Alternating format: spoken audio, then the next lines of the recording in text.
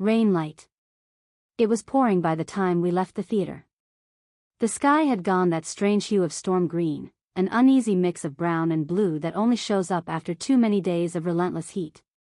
The kind of rain you almost welcome, after darting from cooled interiors to other cooled interiors, with sweat always racing across your skin in awkward, embarrassing patterns. The kind of rain that catches you without an umbrella because you've convinced yourself you'll be spared by luck or weather magic. So there we were, between one overhang and the next, holding our tote bags close and laughing at how soaked we already were. Lena was talking about the movie. A grainy, indie piece that imagined a future shaped by the rubble of a crumbled past. Something about time being a circle or a trap, or maybe a mirror. Lena always understood those movies better than I did. The street lamp caught her profile and drew shadows across her cheeks. For a moment, her eyelashes looked like twigs drawn by charcoal. She munched on stale popcorn she'd refused to throw away, eyes bright with the kind of thoughts that needed to be said before they scattered. People always romanticize the past, she said. But nostalgia is a privilege. A luxury to look back and feel safe, knowing you survived it. But what about the ones who didn't? Her words came quickly, like she was racing the rain or the thoughts themselves. I just nodded and let her talk. I was getting used to her rhythms, the fast way she connected things, how she made even mundane moments into something lyrical. Being around Lena felt like sitting in a room where someone had cracked a window just enough for music to drift in. She pinched my arm whenever something in a movie scared her, hiding her eyes with one hand while holding mine with the other. She never let go. Not during the worst scenes. Not ever. It's genius, she went on, the way the film shows how we're all haunted. We think we've moved on, but we're still living in echoes. I didn't have the words to meet hers, not really. Not because I didn't understand, but because I felt like I was still learning how to speak her language. Lena saw life like it was some vast gallery of interconnected meanings. I saw it more like a hallway with doors I wasn't sure I could open. Still, I liked being with her. I liked watching her marvel at it all. So you think nothing's changed? I asked, blinking as a stream of traffic sent flickers of light through the rain. She shrugged. Changed on the outside, sure. But scratch the surface, and the roots are still the same. But we're here, together, I said. We wouldn't have been able to do this, us, in the past. And yet people still look twice. Still hesitate. Still perform acceptance like it's a play they haven't rehearsed well enough, she said, stepping into the rain with a kind of wild defiance. Water slicked her hair back as she tilted her face up toward the sky. She looked beautiful like that, half-soaked, arms loose at her sides, like she was bracing for something only she could feel. There was always something just out of reach in Lena, and I was always trying to touch it. You think I'm too cynical, she said, turning back toward me. But if I don't speak the truth of what I see, I feel like I'll disappear into the lie. I didn't know how to argue. Maybe I didn't want to. I stepped toward her slowly, brushed a curl from her forehead and tucked it behind her ear. My hand lingered a moment too long against her skin. Her breath hit my wrist like steam. I just want a minute where everything stops, I whispered. Just 1 minute where it's safe to feel like we belong. She looked at me, really looked, and I saw her soften. She didn't say anything. She took my hand and, with a quiet sort of insistence, led me out from under the shelter and into the soft, steady rain. And we walked home. Rainlight, Part 2. By the time we reached the corner of my street, the rain had slowed to a whisper. The world looked rinsed, buildings slick and glowing, leaves hanging heavy like secrets.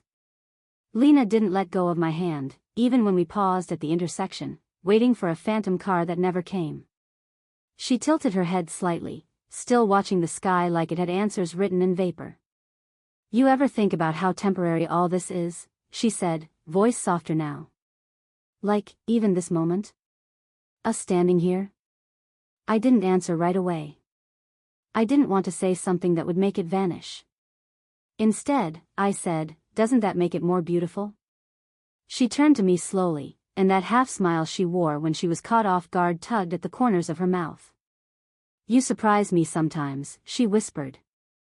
We crossed the street. Her shoulder brushed mine. Her thumb ran gentle circles along the side of my hand like she was writing a spell she didn't want to forget. Everything about us felt fragile and suspended, like the hush after thunder. Back at my apartment, we stood in the entryway dripping and laughing, quietly, the kind of laughter that comes from being both soaked and safe. I have old clothes, I offered. You always do, she said, slipping off her wet hoodie.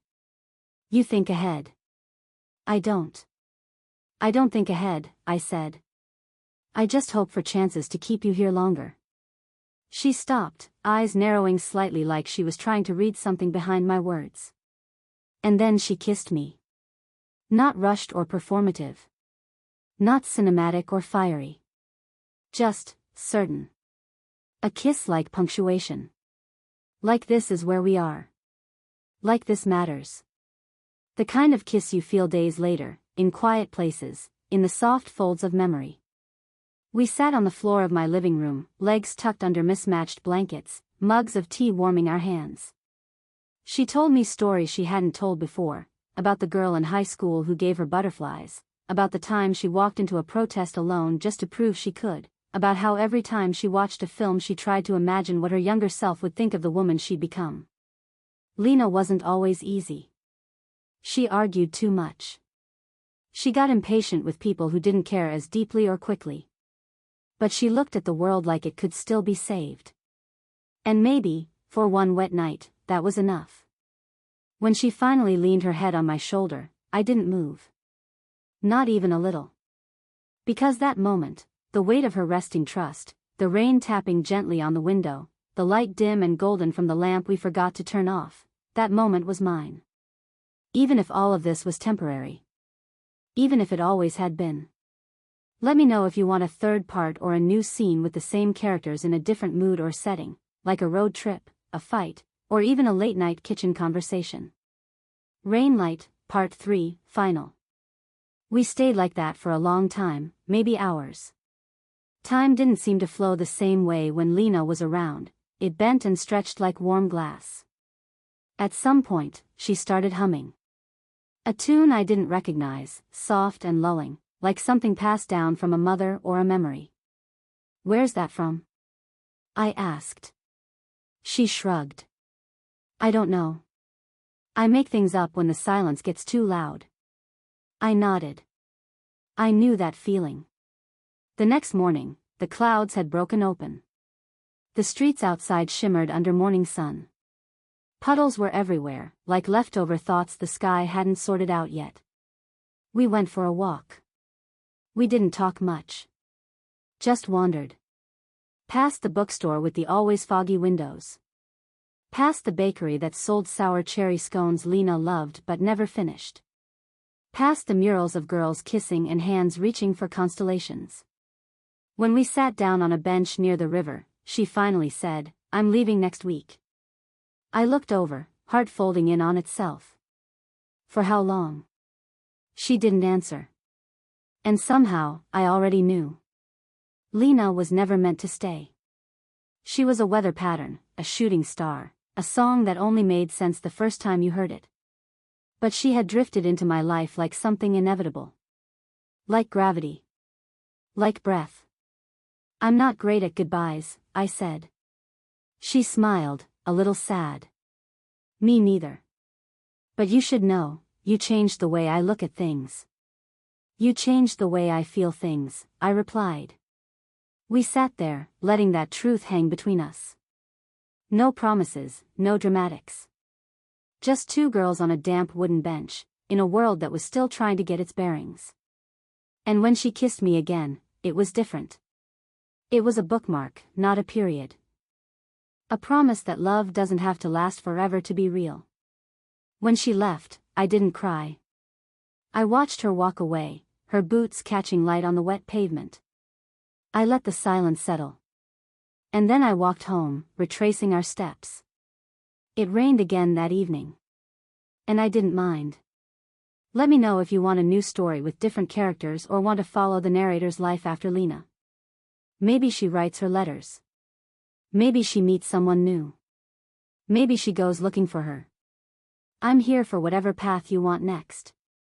Rainlight, after Lena. It's been 6 months since Lena left. She never called, never wrote. I didn't expect her to. That wasn't her style. She existed in the spaces between things, in soft shadows and half-lit streets, in fleeting thoughts and the songs that shuffle in at just the right time. But even so, I still check my email every morning like I'm waiting for a message that won't come. Some days, I think I see her. A silhouette in the bookstore cafe. A familiar bun at the bus stop. The flash of a raincoat just like hers. And every time, my breath catches before reality gently sets it back down. I've started painting again. Just watercolors, mostly. The kind that don't ask much of me, blurred skies, impressionist windows, trees that look like they're swaying even on still days. I never used to paint people. Now, almost every figure I sketch has the suggestion of a high cheekbone, a crooked smile, or a shadow of dimples when they speak. I don't even do it consciously. She just shows up. I've also been volunteering at the community center near the library. Tuesdays and Thursdays. A group of teens and one loud, wonderful 70-year-old named Marlene who tells dirty jokes and makes excellent lentil soup. It helps. It gives my weeks a spine. That's where I met Ava. She's one of the coordinators, always wearing overalls with paint or chalk smeared somewhere. Her hair is short, dark, perpetually tousled. She doesn't remind me of Lena at all, which is a relief. She talks with her hands, like she's conducting invisible orchestras while explaining the food pantry schedule. One day she caught me staring a little too long and said, "What, do I have kale in my teeth?" "No," I laughed. "You're just animated. You say that like it's a bad thing. It's not. It's kind of refreshing." She smiled, one side of her mouth tugging up more than the other. Refreshing. I'll take it. We've gotten coffee twice now. Nothing serious. She doesn't pry. She doesn't ask about the past. She just shows up, listens, and lets the silences breathe instead of smother. I still think of Lena, of course. Certain songs still ache in my chest. I still sleep on one side of the bed and forget why. But it's different now. The grief has softened, no longer a sharp edge but a warm, aching place inside me, proof that something real lived there once. Maybe it still does. Ava asked me last week if I wanted to go to the spring poetry reading at the museum. I said yes. Not because I think it's a date, not because I'm ready. But because I want to hear new words in a room full of strangers and let the rhythm of someone else's heart find its way into mine. Because life didn't stop when Lena walked away. It just shifted. And maybe I'm learning to shift with it. Would you like me to continue this as a longer arc, maybe Ava and the narrator's evolving connection? Or intersperse it with letters to Lena that never get sent? The days after Lena left stretched on like an echo, quiet, but never quite fading. I moved through them carefully, almost ceremoniously. Morning tea in the chipped ceramic mug she once joked looked like it came from a thrift store haunted by regrets. Evenings where the sun didn't set so much as it collapsed behind the buildings, like it too couldn't find the energy to shine without her. I wrote her letters, though I never mailed them. They lived in the drawer beside my bed, in a small notebook with creased edges and a lavender ribbon Lena once used to tie her hair. The words poured out in fragments, memories, apologies, tiny observations about the world she used to light up. I wasn't trying to win her back.